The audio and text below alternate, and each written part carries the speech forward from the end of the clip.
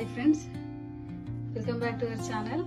ఈరోజు మనం కద్దు కా కీర్ ఎలా చేయాలో చూద్దాం. అందులో కావాల్సిన ఐటమ్స్ అన్ని చూపిస్తాను. కద్దుని తురిమి పెట్టుకున్నాను. 1 లీటర్ పాలు, షుగర్, సేమియా, కోవా, బాదం, కాజు, సాబ్దానా, ఇలాచీ పౌడర్, నెయ్యి. స్టవ్ ఆన్ చేసుకొని కడాయి పెట్టుకొని ఫస్ట్ నెయ్యి వేసుకోవాలి 1 స్పూన్.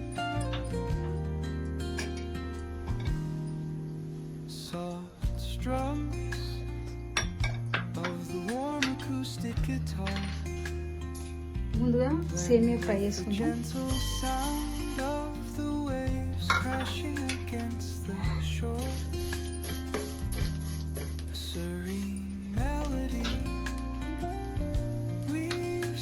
బ్రౌన్ కలర్ వచ్చేదాకా ఫ్రై చేసుకోండి, లైట్ బ్రౌన్. చూడండి, ఇలా లైట్ బ్రౌన్ కలర్ వచ్చిన తర్వాత పక్కన పెట్టుకోవాలి తీసి.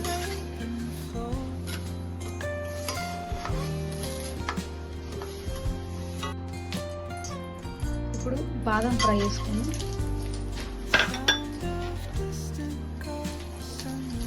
లైట్ బ్రౌన్ వచ్చేదాకా ఫ్రై చేసుకోండి. ఇప్పుడు ఫ్రై అనేది తీసి పక్కన పెట్టుకోండి. ఇప్పుడు కద్దుని తురిమి పెట్టుకున్న కద్దుని ఫ్రై చేసుకోవాలి వాటర్ పోయేదాక.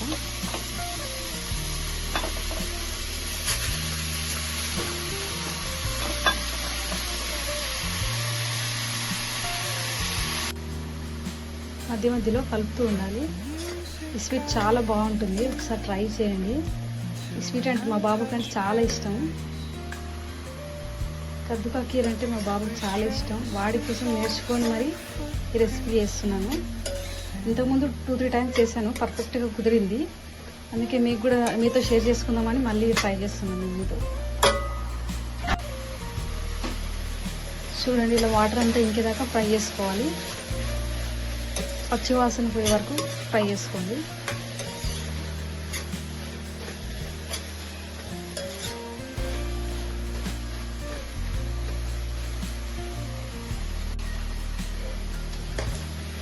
చూడండి, వాటర్ అంతా ఇంకిపోయాయి.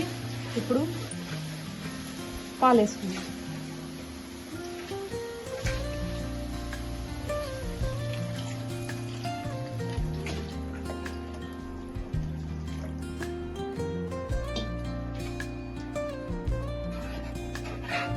చిక్కటి పాలు తీసుకోండి, బాగా టేస్ట్ అవుతుంది స్వీట్.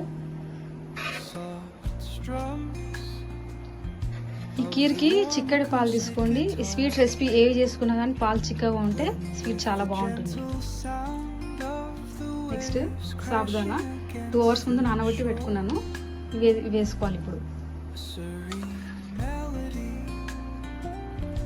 సాబుదానా వేసుకోవడం వల్ల కొంచెం థిక్నెస్ వస్తుంది, అందుకని యాడ్ చేస్తున్నా.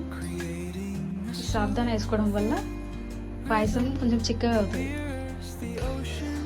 ఇప్పుడు ఫ్రై చేసి పెట్టుకున్న సేమియా వేసుకుందాం.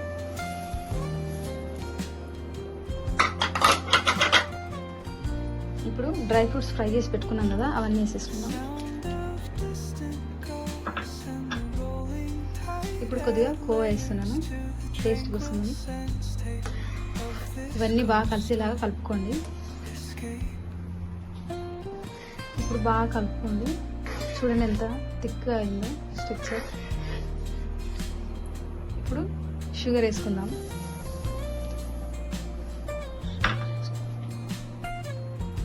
ఇప్పుడు ఒకసారి కలుపుకుందాం. షుగర్ అంతా కలిసేలా కలుపుకుందాం. ఇప్పుడు లాస్ట్లో ఇలాచీ పౌడర్ వేసుకోండి.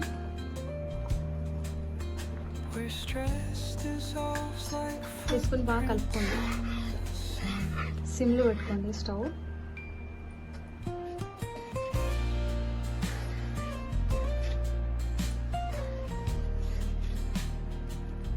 చూడండి ఎంత థిక్గా అయిందో. డ్రై ఫ్రూట్స్ నెయ్యిలో వేయించుకుంటే టేస్ట్ బాగుంటుంది.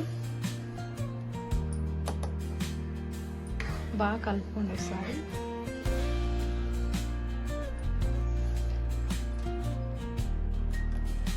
చూడండి ఎలా థిక్నెస్ వచ్చిందో.